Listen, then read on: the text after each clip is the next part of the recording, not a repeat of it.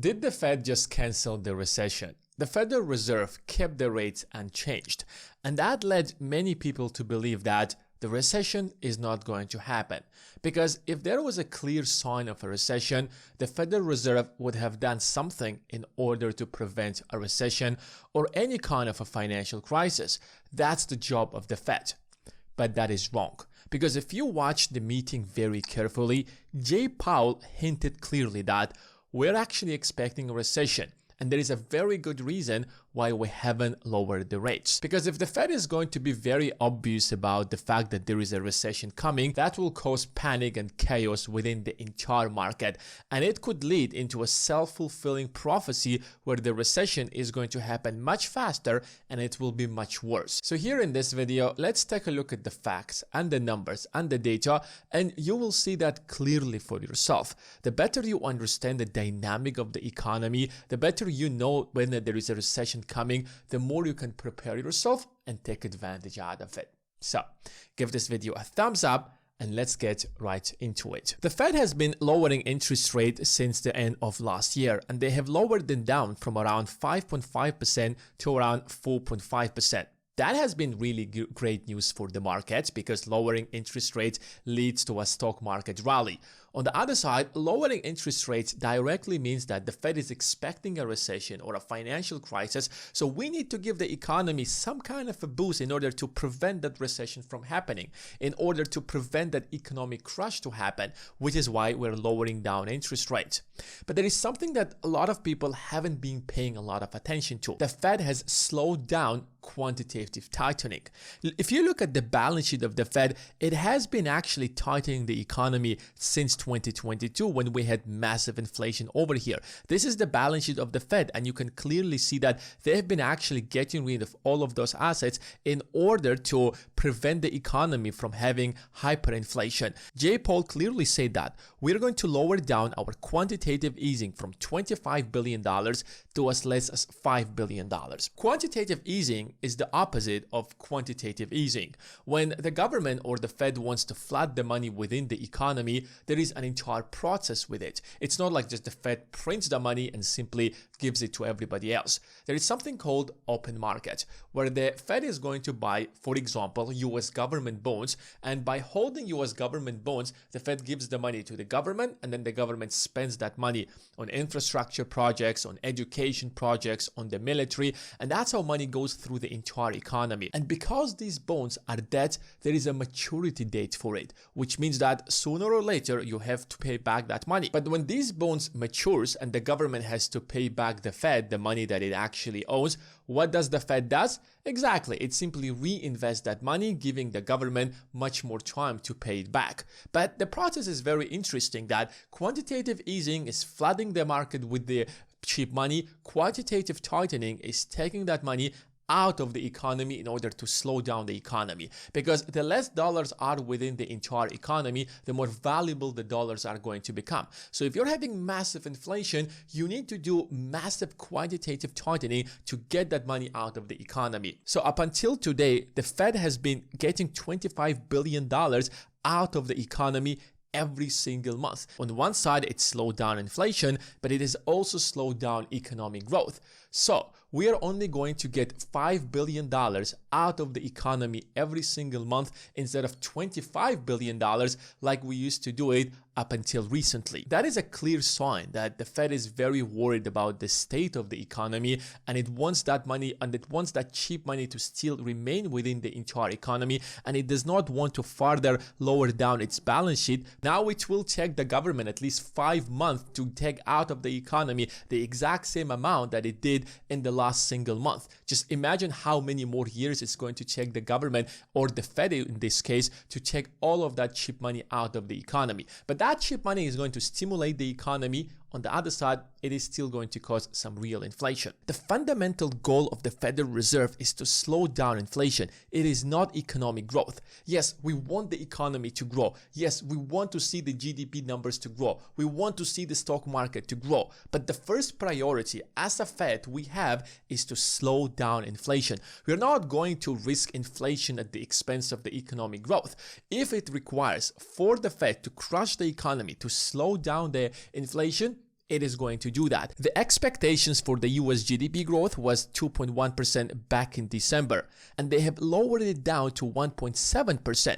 If the economic growth is going down and the projections are going to go down, what does it tell you? Slower economic growth is going to lead to a recession. Slower economic growth is going to lead to a financial crisis. And the only reason we can make these kind of expectations is because we are expecting such a problem. Back in December, the projections was that the inflation for 2025 is going to be 2.5%.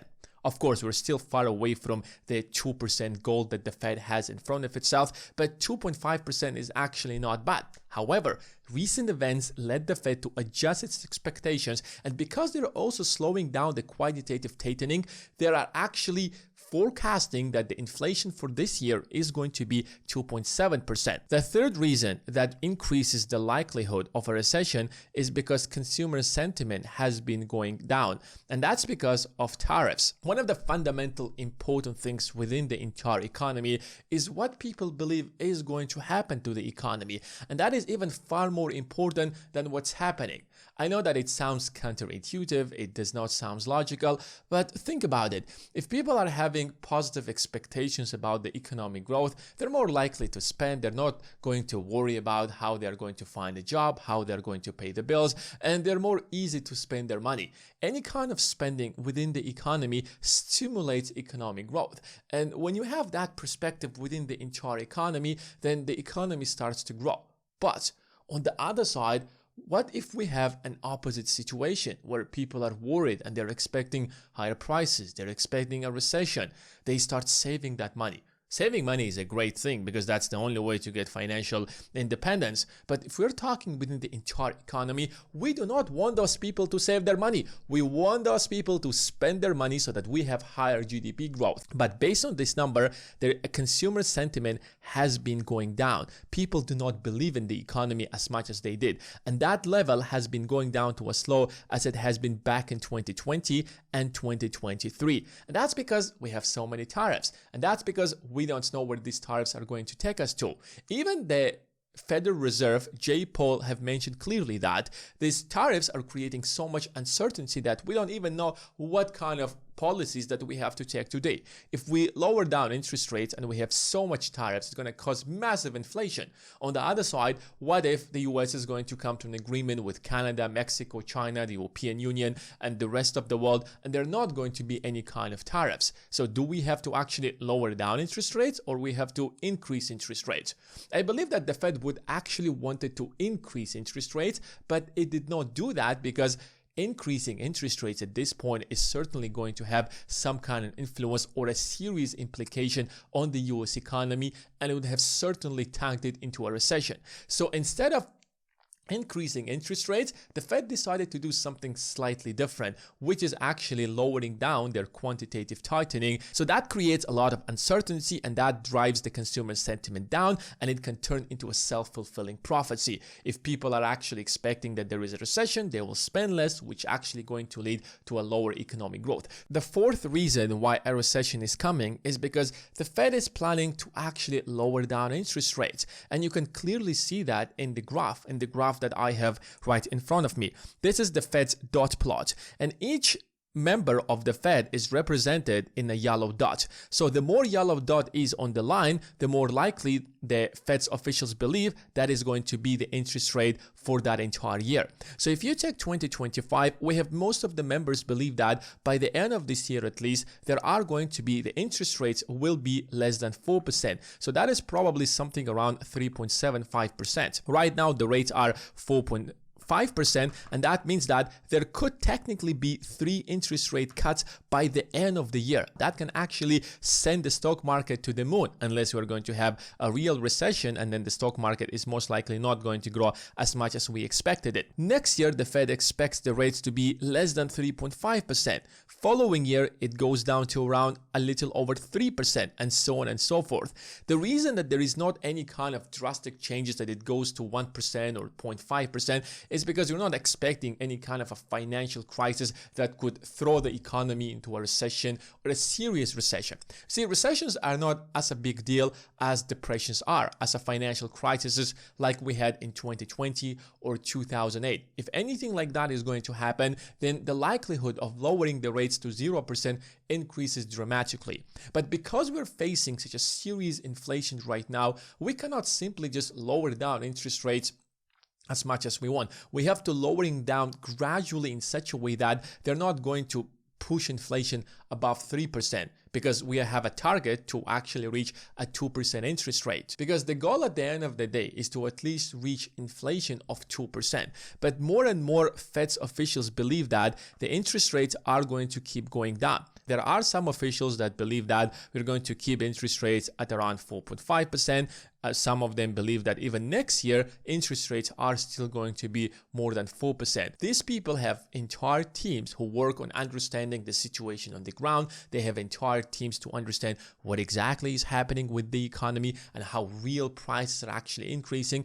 But to be honest, some of this data is not literally accurate because, for example, if you take the CPI report, one of the main reports that the Fed relies on, is not literally as accurate as it is, and it is highly manipulated in order to drive you prices that are more convenient for the vet, that are more convenient for the government in order to lower down inflation. Because if they have actually also included asset prices that rise as much as inflation, then those numbers are most likely going to be much higher, and we're not going to have actually any kind of inflation of 2%. At the end of the day, the projections of a recession are actually rising because we're slowing down quantitative tightening. The projection for inflation is rising. The consumer sentiment is going down, and more Fed members believe that interest rate cuts are still coming by the end of the year, when there is going to be a little bit more clarity about the state of the economy and about prices, because tariffs at the end of the day will have massive influence